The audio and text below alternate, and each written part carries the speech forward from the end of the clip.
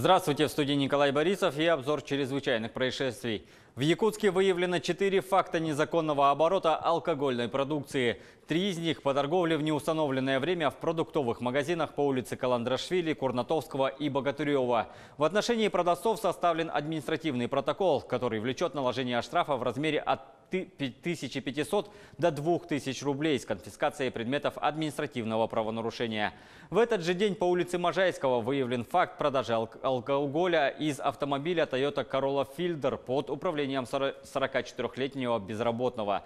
Составлен административный протокол. Мужчине грозит штраф до 50 тысяч рублей. Работа полиции по предупреждению, выявлению и пресечению незаконной реализации алкогольной продукции продолжается. 12 индивидуальных предпринимателей, производителей шаурмы привлечены к административной ответственности на территории Якутска. Как сообщает управление Роспотребнадзора, в помещениях не было водоснабжения и канализации. У работников отсутствовали медкнижки о прохождении медосмотра, записи о вакцинации. Отсутствовали маркировки технологического оборудования, программы производственного контроля. Также у некоторых работников нашли поддельные медкнижки. Материалы по ним направлены в правоохранительные органы для возбуждения уголовных дел. Производители оштрафованы на общую сумму 88 тысяч рублей. К 6 объектах была приостановлена деятельность. 4 киоска устранили нарушения, 2 до сих пор закрыты. Якутские власти намерены ввести в режим постоянной эксплуатации систему вызова экстренных служб по единому номеру 112 на всей территории республики до конца 2019 года. На эти цели потребуется 200 миллионов рублей. Глава региона Айсен Николаев отметил, что внедрение затруднено большими масштабами территорий. Ранее сообщалось, что запуск системы позволит повысить скорость реагирования экстренных служб в среднем на 30%. За первую неделю работы системы в Якутске операторы получили около 4000 звонков. Система обеспечивает вызов экстренных оперативных служб на территории Российской Федерации и предназначена для обеспечения оказания экстренной помощи населению при угрозах жизни и здоровья для уменьшения материального ущерба при несчастных случаях, авариях, пожарах, нарушениях общественного порядка и при других происшествиях и чрезвычайных ситуациях, а также для информационного обеспечения единых дежурно-диспетчерских служб муниципальных образований. В федеральной повестке ФСБ во взаимодействии с МВД России пресекла деятельность преступной группы, которая занималась изготовлением и продажей оружия. Задержан организатор криминального бизнеса и его подельники в 14 регионах России, сообщается на сайте ведомства. Из незаконного оборота было изъято 95 единиц огнестрельного оружия иностранного и отечественного производства. Пистолет-пулемет, 19 карабинов и винтовок, 41 пистолет и револьвер, 34 самодельных стреляющих устройства и более 500 заготовок для их изготовления.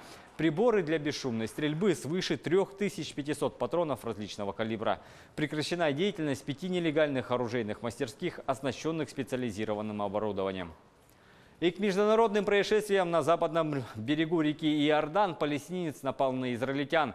Погиб по меньшей мере 1 человек, 2 получили тяжелые ранения. Поиски злоумышленника продолжаются, рассказывает Артем Сторонов. По меньшей мере 1 человек погиб и 2 получили тяжелые ранения в результате нападения палестинца на израильтян на западном берегу реки Иордан в воскресенье. По данным местных изданий, злоумышленник напал с ножом на военного возле населенного пункта Ариэль, примерно в 40 километрах к востоку от Тель-Авива. Сумел завладеть его оружием и застрелил его. После этого он открыл огонь по 3 проезжающим рядом автомобилям и ранил гражданского, находившегося в одном из них. 2 машинам удалось скрыться, 3-я остановилась. Нападавший сел за руль и доехал до соседнего перекрестка, где ранил еще одного военного, после чего скрылся. Его поиски продолжаются. Пока неизвестно, связан он с какими-либо группировками или действовал в одиночку. По меньшей мере 50 человек погибли, десятки пострадали в результате наводнения в провинции Папуа на востоке Индонезии. Поисковые операции продолжаются, и местные власти предупреждают о возможном росте количества жертв, рассказывает Ксения Орлова. На этих кадрах, сделанных с помощью дрона, видны последствия наводнения, обрушившегося на индонезийскую провинцию Папуа. По данным местных властей, по меньшей мере 50 человек погибли, десятки пострадали. Причиной наводнения в городе Синтане, расположенном недалеко от столицы провинции Джаяпура, стали проливные дожди, сказал представитель Индонезийского национального агентства по предотвращению стихийных бедствий.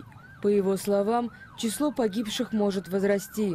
Агентство по поиску и спасению Индонезии предоставило видео поисковой операции. На кадрах видно, как спасатели переносят тело жертвы наводнения, найденное среди обломков.